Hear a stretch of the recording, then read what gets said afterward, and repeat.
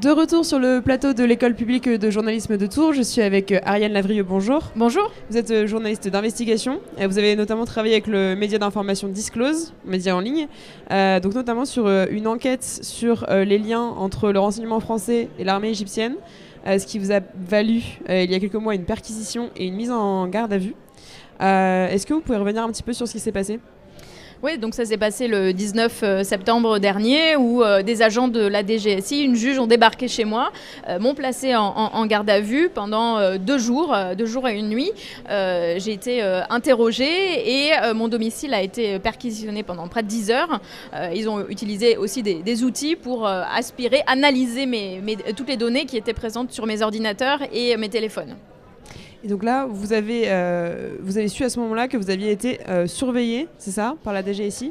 Oui, c'est ça. Dans le PV de perquisition, j'ai pu lire que j'avais été placée sous surveillance et que 6 agents de la DGSI avaient été détournés en fait, des moyens de la lutte antiterroriste pour surveiller une journaliste. Voilà, détourner des moyens de la lutte antiterroriste au moment où il y a quelques problèmes, où il y a quelques soucis d'insécurité.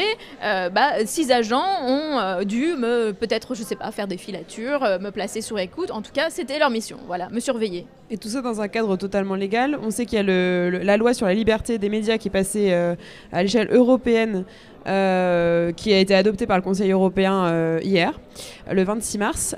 Et dedans, il y a un article sur l'utilisation de logiciels espions à l'encontre des journalistes pour éviter ça. Mais la France a fait pression, notamment, pour que, dans le cadre de la sécurité nationale, on puisse continuer, que ce soit une excuse en tout cas pour passer un peu outre cette interdiction stricte.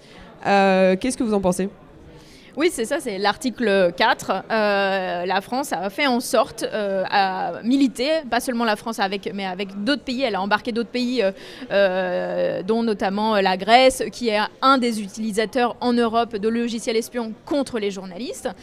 Et donc, ces pays-là ont milité pour pouvoir utiliser des logiciels espions dans le cadre d'une trentaine d'enquêtes. Donc, il y a une trentaine de types d'enquêtes.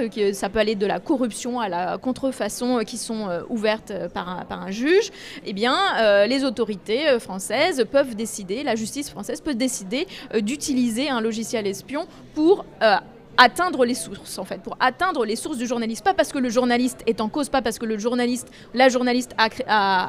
est soupçonnée d'un délit. Mais non, même pas pour ça.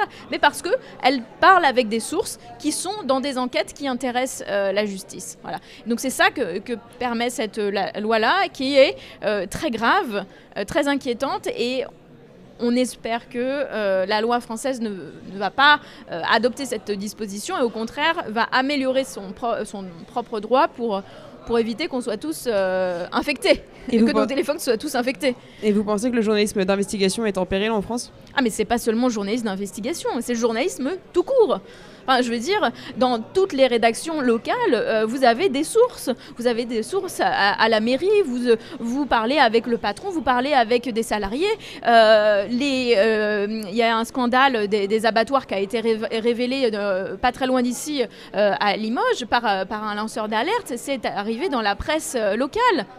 Donc tous les journalistes sont menacés parce que les autorités ont les mains libres pour surveiller les journalistes et encore une fois, nous on est juste des intermédiaires en fait. Ce qui intéresse les autorités, c'est pas tellement nous, c'est les sources. C'est les sources. C'est l'information qu'elles portent parce que nous on va être protégés par la profession, par le droit malgré tout in fine, mais les lanceurs et lanceuses d'alerte ne sont très peu protégés actuellement.